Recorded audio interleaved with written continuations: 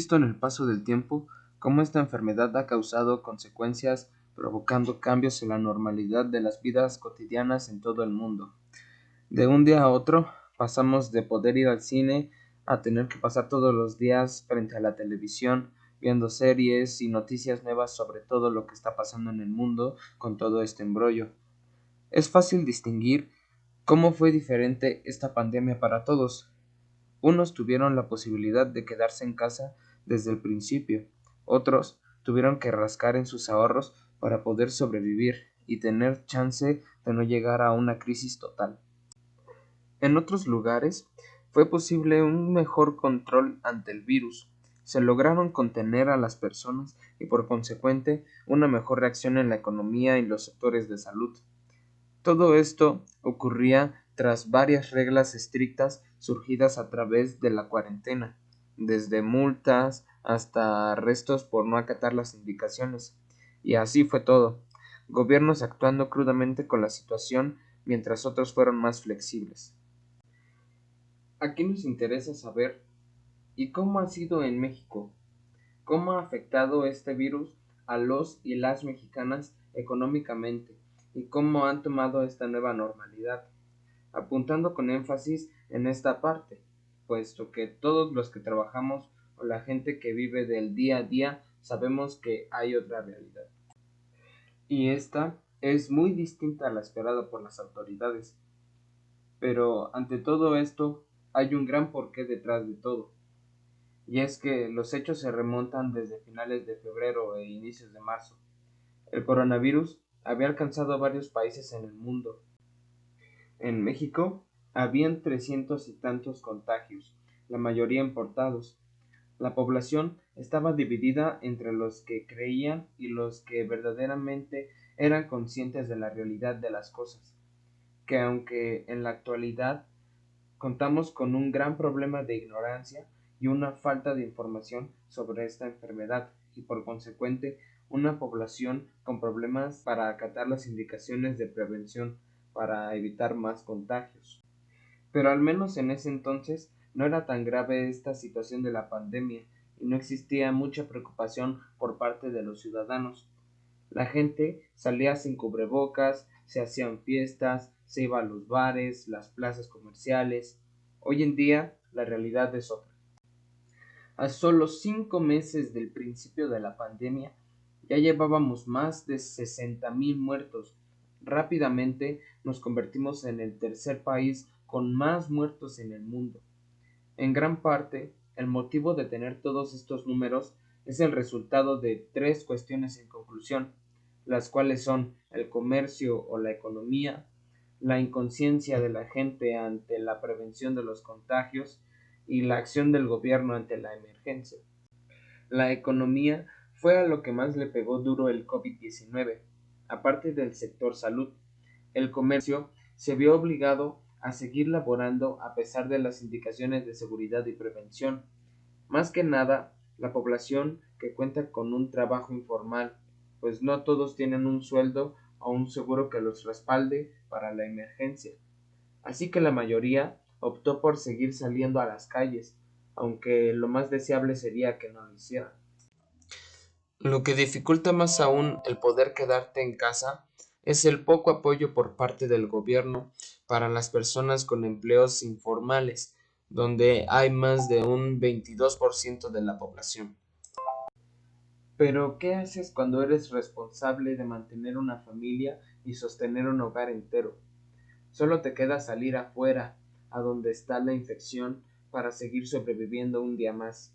Es ahí donde entra el dilema, porque no hay palabras para decirle a alguien que no salga a buscar su sustento del día, pero también hay una situación que amerita acciones drásticas y arriesgadas.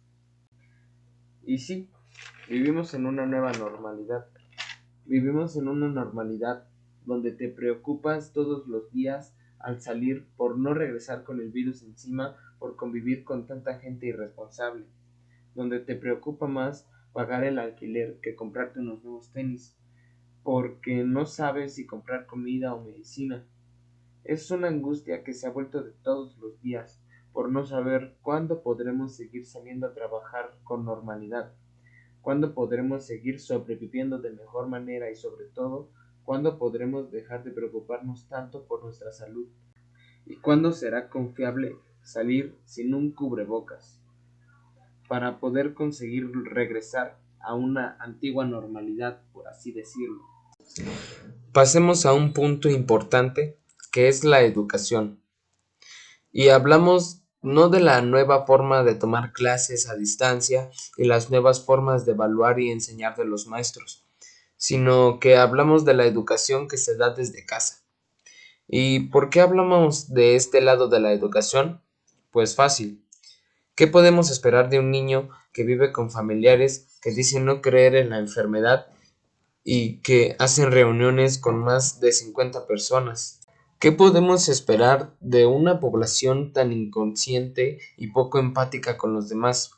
Solo se puede esperar que sigan los pasos de sus padres y en alguna emergencia futura no haya una facilidad para acatar las indicaciones. Fuera de que las autoridades han llevado un mal control de la pandemia, mucha culpa recae en nosotros los pobladores, pues por ejemplo, fue más grande la necesidad de ir a comprar adornos y cosas para la cena navideña que quedarnos en casa.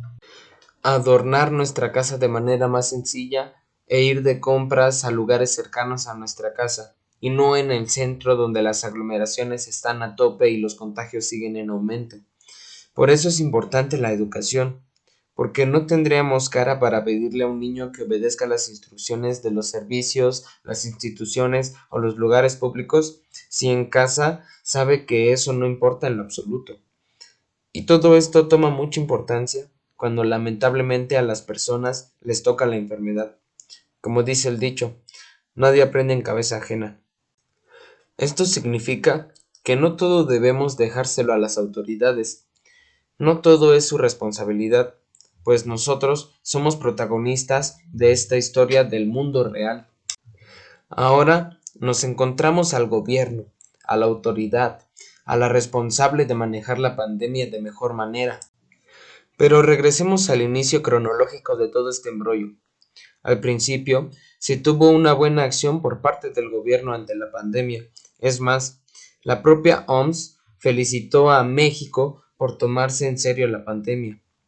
Pero mientras el propio presidente invitaba a los ciudadanos a seguir saliendo y no preocuparse, pues decían que tenían controlada la epidemia y serían capaces de controlar esta situación. Mientras los casos confirmados seguían en aumento y los límites que fueron estipulados por el propio gobierno se vieron arrebasados gravemente, aparte de poner a la población en una situación de escoger entre su salud y salir a buscar comida, pues los apoyos han sido minoritarios. Entonces, ¿cuáles han sido las fallas en las medidas tomadas por el gobierno mexicano?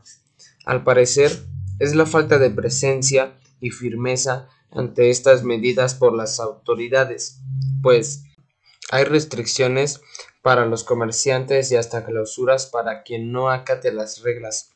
Pero si preguntas qué les dieron por los días que cierran, no hay nada. Hay una obligación de usar un cubrebocas dentro del transporte público para poder viajar, pero saliendo del metro, las personas se quitan el cubrebocas y pierden la sana distancia con diferentes personas, y las autoridades no les dicen nada a esas personas ni las sancionan.